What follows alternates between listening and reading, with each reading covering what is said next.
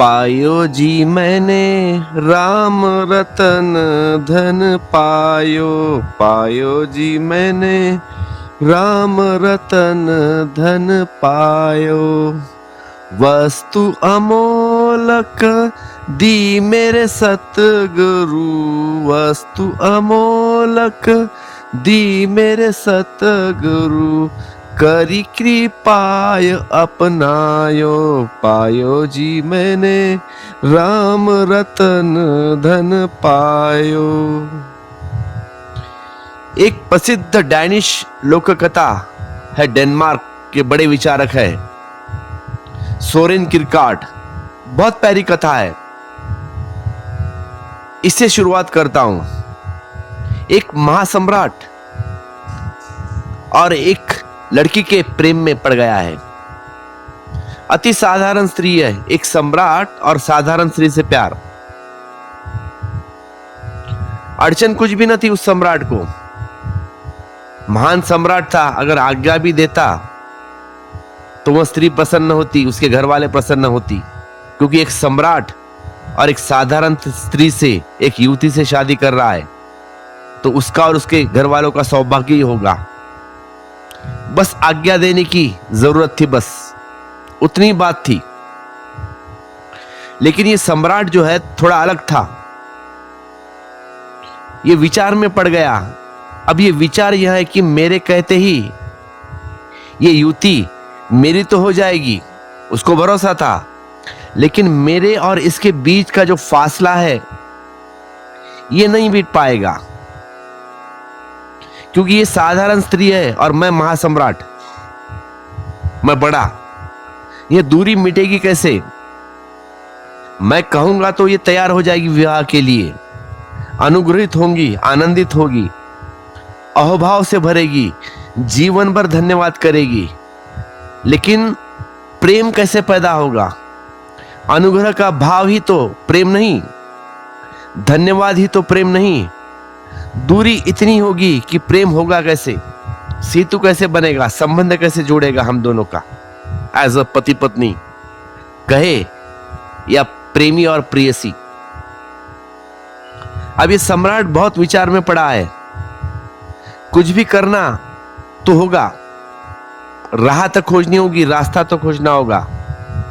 तो उसने जो राह खोजी सोचने जैसी है। अंततः उसने ये निर्णय किया कि मैं मेरा सम्राट पद त्याग दूंगा, मैं सम्राट न रहूंगा, मैं साधारण आदमी हो जाऊंगा, फिर उसे प्रपोज करूंगा।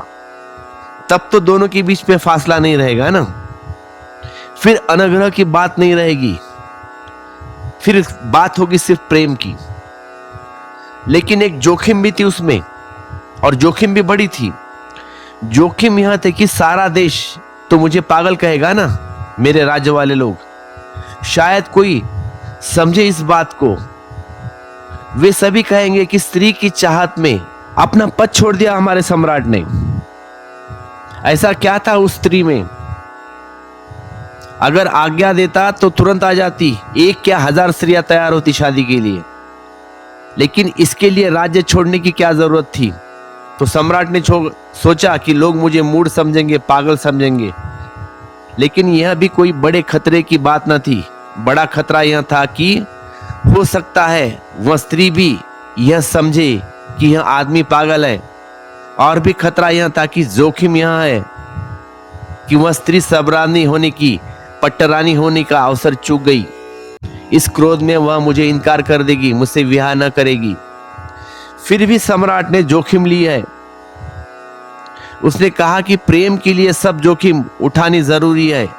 यह जोखिम भी उठानी जरूरी है कि राज्य भी गया तो भी चलेगा, प्रतिष्ठा गई तो भी चलेगा, लेकिन प्रेम बचना चाहिए। प्रेम के लिए रास्ता आवश्यक है। प्रेम के मार्ग पर भी खोना ज्यादा नहीं है। प्रेम के मार्ग पर सब खोया जा सकता है, क्योंकि प्रेम ऐसा अपूर्व धन है, अभूतपूर्व धन है। और यह तो कहानी एक सम्राट की और एक साधारण स्त्री के प्रेम की है। लेकिन जब कोई परमात्मा के प्रेम में पड़ता है तब तो बात बिल्कुल उल्टी हो जाती है। खोने को तो हमारे पास कुछ नहीं होता और पाने के लिए सब कुछ होता है। सम्राट के पास खोने को सब कुछ था और पाने को कुछ पक्का नहीं था। डावाडोल था सब, मिलेगा या नहीं मिलेगा। लेकिन परमात्मा के साथ तो बात उल्टी हो जाती है। हमारे पास खोने को क्या है? कुछ भी तो नहीं। और जो खामियां हैं हमारे पास, वो तो बहुत कुछ है। उसके पास, उस परमात्मा के पास सब खुला है, सब द्वार खुला है। फिर भी लोग एक कदम उठा नहीं पाते, फिर भी लोग इस यात्रा पर नहीं निकल पाते, क्योंकि जो भी हमारे पास है वह क्षुद्र है, क्षणभंगुर है। हमने उसमें ही सब कुछ मान लिया। हमारी मान्यता है कि पद है, प्रतिष्ठा है, धन है, परिवार है, सुरक्षा है, सुविधा है। उसको हमने सोच रखा है कि बहुत कुछ है। सोची हुई बात, मानी हुई बात है कुछ भी नहीं। तुम्हारी मानी हुई बात है एक सपना जो हमने देखा है, सत्य से उसका कोई तालमेल नहीं है और मौत सब छीन लेती है। कितना ही पकड़े रहो, एक दिन छोड़ ही देगा सब, सब छोड़ के जाना पड़ेगा, लुट जाएगा सब। फिर भी परमात्मा के मार्ग पर हम जहां सब मिलने को हो और कुछ भी खास छोड़ने को नहीं, वहीं भी साहस नहीं कर पाते। हमारी बुद्धि दुर्लभ है, कमियां है हमारे बुद्धि में बहुत अपूर्व। मीरा ने सब छोड़ा फिर पाया है। सब छोड़ने वाला ही सब पाता है। रत्ती भर भी बचाया तो अड़चन हो जाएगी। तो मीरा ने सारा कुछ छोड़ दिया तब मिले कृष्ण। इसीलिए मीरा कहती है, क्या कहती है मीरा? मैंने राम रतन धन पायो, पायो जी मैंने राम रतन धन पायो।